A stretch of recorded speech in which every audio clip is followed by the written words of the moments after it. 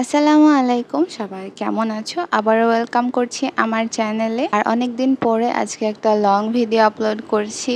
আজকে আমি তোমাদের সাথে শেয়ার করব অনেক টেস্টি একটা ইয়াম্মি হেলদি ফালুদার রেসিপি, যেটা তোমরা ইজিলি বাসায় যে কোনো আইটেম দিয়েই বানিয়ে নিতে পারবে।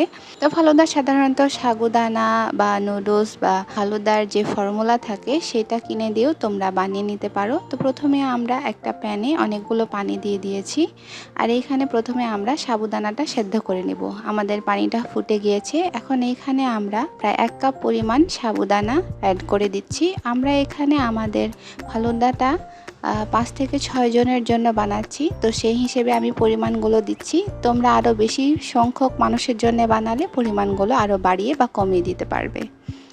এখানে আমরা সাবুদানাটা পানির মধ্যে দেওয়ার পরে আমরা নাড়তেই ছিলাম, নাহলে কিন্তু এটা নিচে চাপা ধরে যাবে। তো সেদিকে খেয়াল রাখতে হবে। এটা কিন্তু একটু রান্না হতে সময় নেই, তো সেই জন্য ধৈর্য ধারণ করে এটা নাড়তেই থাকবা।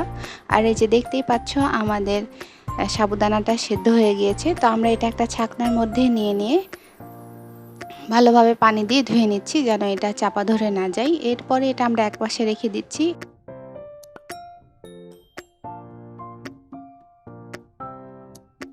এরপরে নিয়ে নিয়েছি আমি স্টিক নুডলস, যেটার অর্ধেকটা পরিমাণ আমি ছোট ছোট টুকরো করে ভেঙে নিয়েছি। আর এরপরে আবারও আমরা এটা পানির মধ্যে দিয়ে দিচ্ছি, আর এটা আমরা সেদ্ধ করে নিয়ে একইভাবে ছাকনায় ছেঁকে রেখে দিচ্ছি। এই যে আমাদের নুডলস রেডি। এরপরে আমরা নিয়ে নিচ্ছি পানি, আর এইখানে আমরা 1 কাপ পরিমাণ চিনি আর 1 কাপ পরিমাণ পাউডার দুধ দিয়ে দিচ্ছি। তোমরা এটা লিকুইড দুধ দিয়েও বানিয়ে নিতে পারো। আর আমরা এখানে পানিটা নিয়েছিলাম 250 গ্রাম মতো। তো এখানে আমরা ভালোভাবে দুধটাকে ফুটিয়ে নিচ্ছি, যতক্ষণ না এটার একটা হালকা থিকনেস ভাব চলে আসছে। এই যে আমাদের দুধটা ফুটে গিয়েছে, এখন আমরা এটা নামিয়ে নিব। আর এখন আমরা এটা ঠান্ডা করে নিচ্ছি, যেন আমাদের সব উপকরণগুলো আমরা এখানে অ্যাড করে দিতে পারি।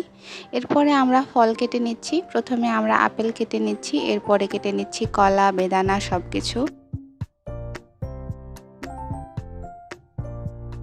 এরপরে আমরা দুধের মধ্যে দিয়ে দিচ্ছি আমাদের সেদ্ধ করে রাখা সাবুদানা আর নুডলসগুলো, আর ভালোভাবে মিশিয়ে নিচ্ছি, যেন কোনো গোটা অংশ না থাকে, কারণ এগুলা একটুতেই জমাট বেঁধে যায়। আর এখানে আমরা নিয়েছি খেজুর, কিশমিশ, বেদানা, আপেল, কলা আর চেরি। তোমরা নিজেদের ইচ্ছে মতো ফলমূল অ্যাড করে দিতে পারো। এবার সব ফলগুলোকেও আমরা দুধের মধ্যে দিয়ে দিচ্ছি আর ভালোভাবে মিক্স করে নিচ্ছি।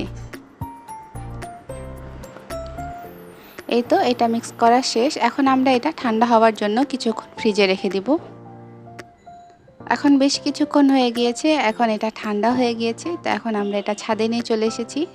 সেদিন আমাদের ছাদে ইফতার পার্টি ছিল, তো আমরা ছাদে এটা সার্ভ করেছি। আমার কাছে তো দেখে অনেক লোভনীয় লাগছিল। এটা কিন্তু গরমে তোমাদের শরীরকে ঠান্ডা রাখতে হেল্প করবে, আর এটা হেলদি খাবার, এখানে কোনো খারাপ কোনো কিছু নেই। তো এই তো ছিল আমার আজকের ভিডিও। আমার কাছে তো অনেক ভালো লেগেছে। তোমরা অবশ্যই ট্রাই করবা। দেখা হচ্ছে নেক্সট ভিডিওতে। আল্লাহ হাফেজ।